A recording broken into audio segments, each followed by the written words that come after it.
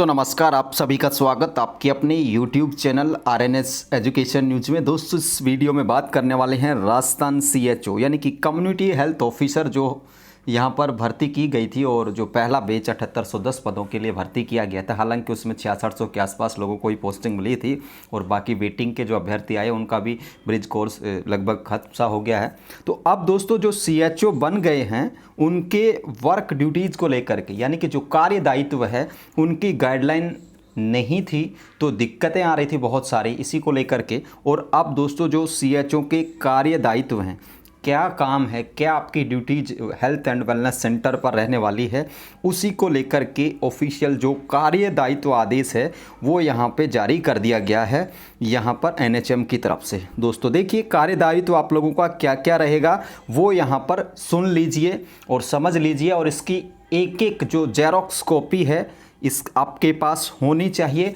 सबसे पहले जितने भी जो CHO लगे हैं राजस्थान में उनसे एक ही बात कहना चाहूँगा, सबसे पहले आप लोगों को ये जो 10, 15, 16 जितने भी ये यहाँ पर दिए गए हैं ना, 17 ये जो कार्य आदेश हैं ये आपको याद होने चाहिए मुँह ज़बानी, ठीक है। क्योंकि जब आपके पास ये याद होंगे तो आपको बार बार देखने की ज़रूरत नहीं होगी और हम आपको बताते हैं बिल्कुल शॉर्ट एंड स्वीट कि किस तरीके से आप लोगों की एक कार्य दायित्व है, आपको क्या क्या काम यहाँ पे करना होगा। सबसे जो पहला है, स्वास्थ्य कल्याण केंद्र उप स्वास्थ्य केंद्र के निर्धारित क्षेत्र में सभी घरों को सूचीबद्ध करते हुए राज्य सरकार के निर्देश अनुसार आवश्यकता अनुसार डेटाबेस डिजिटल दस्तावेज तैयार करेंगे। सबसे पहला बात, जो आपका सब सेंटर है हेल्थ एंड वेलनेस सेंटर है उसके निर्धारित क्षेत्र में सभी घरों को आपको सूचीबद्ध करते हुए राज्य सरकार के निर्देश अनुसार और आवश्यकता अनुसार उनका डेटाबेस तैयार आप लोगों को करना होगा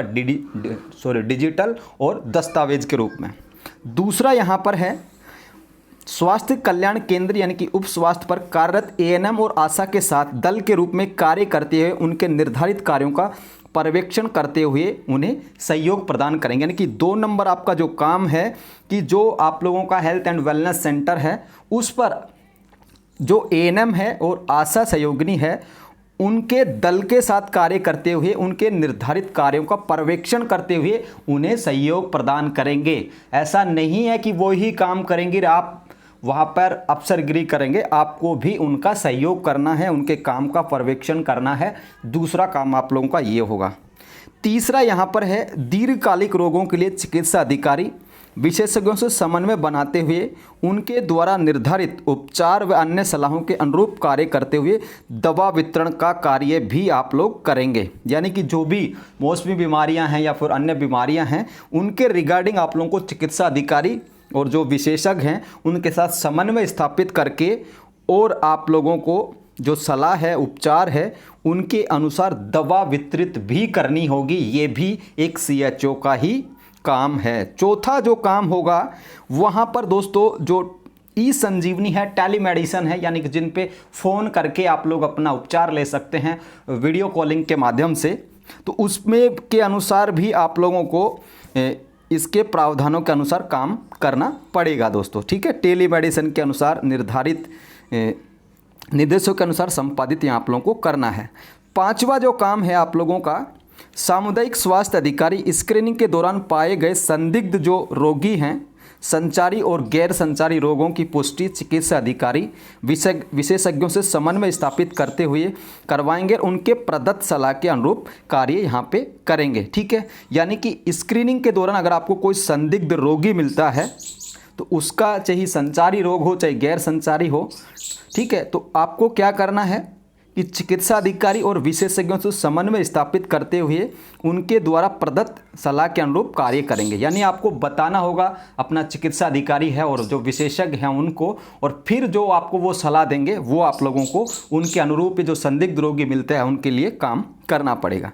छठा है यहाँ पर महामारी आपात स्थिति और आपदा प्रबंधन हेतु स्थानीय निवासियों के अनुसार स्थानीय पंचायती राज संस्थान और उच्च अधिकारियों के साथ समन्वय बनाते हुए कार्य करेंगे और बीमारी के प्रकोप के नियंत्रण हेतु गठित चिकित्सा दल संयुक्त जांच दलों को सहयोग भी प्रदान करेंगे। 6 नंबर का जो काम है आप लोगों का, महामारी जैसे पैंडेमिक कोरोना आया या फिर आपात स्थिति कोई भी इमरजेंसी सिचुएशंस हो या फिर आपदा प्रबंधन हो, तो ये 2-3 चीज़ें बताई गई है। महामारी, आपात और आपदा प्रबंधन के समय स्थानीय जो परिस्थितियाँ हैं उनके अनुसार जो पंचायती राज संस्थान है और उच्च अधिकारी हैं उनके साथ आपको कोऑपरेट करना होगा, और उनके जो भी संयुक्त चाहे जांच दल हों चाहे कोई और भी चीज़ें हों तो उनके साथ भी आप लोगों को सहयोग प्रदान करना है। 7 नंबर का जो पॉइंट है, जो 7 नंबर का जो आपका काम है वो यहाँ पर है कि स्वास्थ्य कल्याण केंद्र, उप स्वास्थ्य केंद्र के प्रभारी होने के फलस्वरूप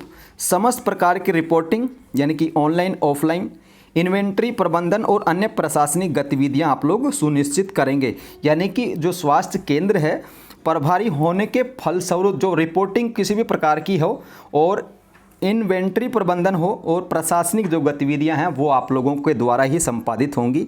8वां जो आप लोगों का काम है वो होगा अग्रिम पंक्ति के कार्यकर्ताओं को सहयोग करते हुए जनसंख्या आधारित डेटा के संग्रह एवं विश्लेषण करते हुए पर्यवेक्षण का काम आप लोग करेंगे। यानी कि अग्रिम पंक्ति के जो कार्यकर्ता हैं उनको सहयोग आप देते हुए जनसंख्या आधारित जो आंकड़ा है उसका संग्रहण और विश्लेषण करते हुए पर्यवेक्षण का कार्य आप लोग करेंगे, ठीक है। और उसके बाद विश्लेषण के दौरान पाई गई जो कमियां हैं उनका निवारण भी आप लोगों एक लक्ष्य पूर्ति बना करके सुनिश्चित करेंगे, और जो डेटा आप लोगों से कलेक्ट करेंगे आपके अग्रिम पंक्ति के कर्मचारी तो उनको उच्च अधिकारियों से प्राप्त करा के उसमें कोई कमी बेसी होगी तो वो भी प्रबंधन एक CHO ही करेगा। अगला यहाँ पर है दोस्तों विभिन्न सामुदायिक मंच जैसे VHNC व पंचायती राज संस्थाओं के माध्यम से बेहतर स्वास्थ्य परिणामों के लिए जनसाधारण के स्वास्थ्य संबंधित आवश्यक व्यवहार परिवर्तन को प्रोत्साहित करेंगे।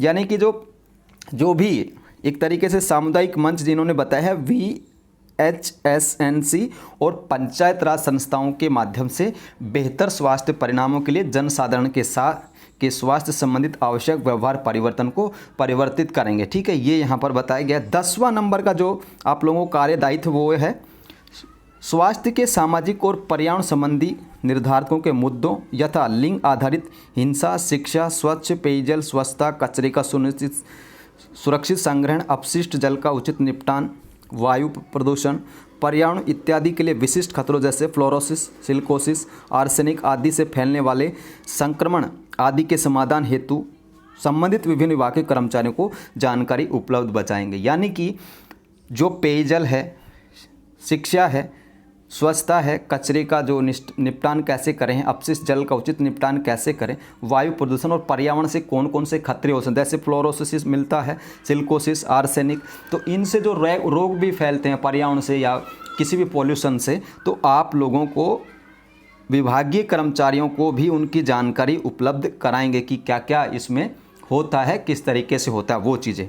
11वां है समुदाय के स्वास्थ्य की गुणवत्ता हेतु जनसाधारण के स्वास्थ्य व्यवहार में सकारात्मक परिवर्तन लाने हेतु सक्रिय सहभागीदारी सुनिश्चित करेंगे। यानी कि समुदाय का जो स्वास्थ्य है किस तरीके से उसमें मेरिट बने, किस तरीके से गुणवत्ता है, तो वो भी आप लोगों को उसके सकारात्मक परिवर्तन के लिए भी आपकी भागीदारी चाहिए होगी। 12 नंबर का जो कार्यदायित्व है वो यहाँ पर है समस्त राष्ट्रीय और राज्य स्तर के स्वास्थ्य कार्यक्रमों को विभागीय निर्देश अनुसार अपने क्षेत्र में संपादित करेंगे। यानी कि जिस तरीके से जैसे प्लस पोलियो कैंप आ जाता है या फिर कोई टीकाकरण आ जाता है या राज्य सरकार का कोई महोत्सव आ जाता है, तो राज्य और केंद्र सरकार की जो समस्त जो स्वास्थ्य कार्यक्रम हैं उनको भी आप लोगों को विभागीय निर्देश अनुसार जो भी आपके विभाग के ब्लॉक से या फिर CMHO लेवल से या फिर निदेशालय के स्तर से जो भी आदेश आएंगे उसके अकॉर्डिंग आप लोगों को काम करना होगा।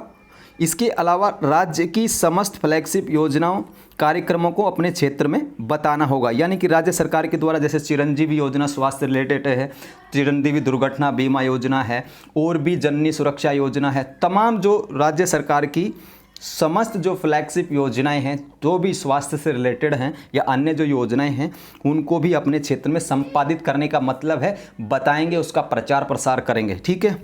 और दोस्तों 14 नंबर का जो आपका कार्यदायित्व है वो होगा स्वास्थ्य कल्याण केंद्र उप स्वास्थ्य केंद्र की सेवाओं की गुणवत्ता बनाए रखने के लिए गुणवत्ता आशावान कार्यक्रम के तहत भारत सरकार से प्रमाणित करवाने हेतु कार्य करेंगे। जैसे भारत सरकार संस्थान एवं स्टाफ को पृथक से प्रोत्साहन राशि प्राप्त हो चुके, ठीक है।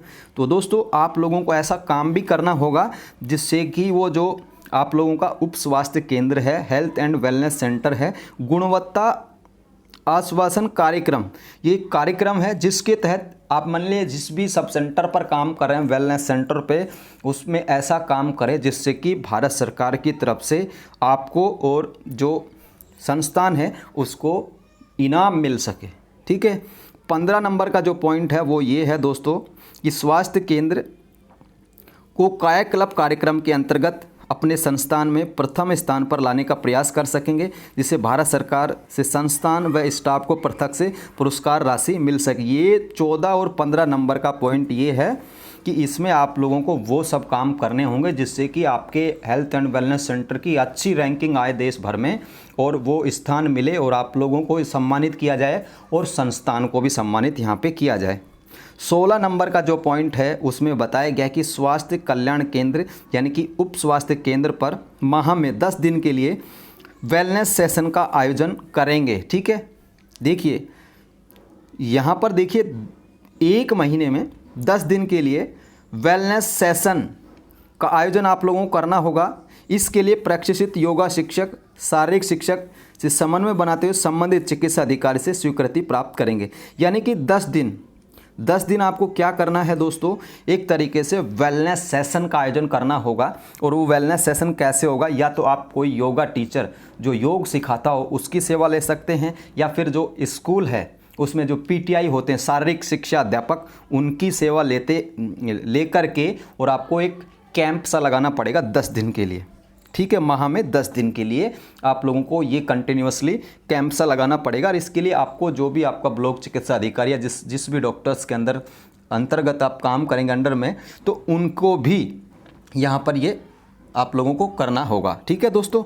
और जो 17 है, राज्य सरकार और चिकित्सा विभाग द्वारा जो भी काम यहाँ पर समय समय पर निर्देश दिए जाएंगे उनको भी आप लोगों को देखना है। तो ये कार्यदायित्व है मेनली। बेसिकली क्या बात है दोस्तों, अब देखिए 17 पॉइंट हैं, इनको समझने के लिए अब आप लोगों को बताते सिर्फ 34 सेकंड में। सबसे पहली बात तो आप लोगों को सबका सहयोग करना, एएनएम का, आशा सहयोगिनी, सबका आपको डेटा इकट्ठे करने हैं और उन डेटा को संग्रहण करना है।